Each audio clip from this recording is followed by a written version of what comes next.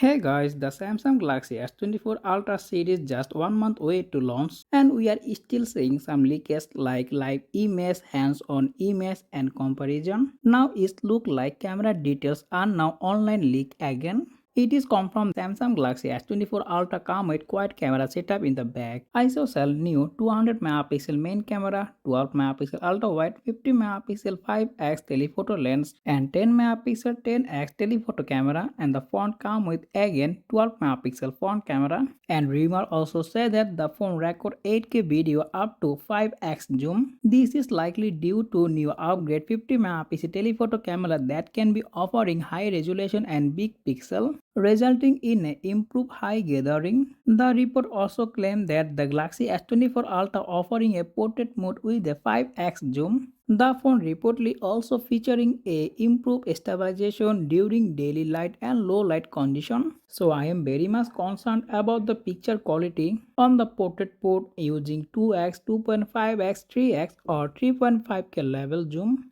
And the Galaxy S24 and Galaxy S24 Plus are also keeping the same camera system like has Galaxy S23 and Galaxy S23 Plus. Learn more about Galaxy S24 series, check this video.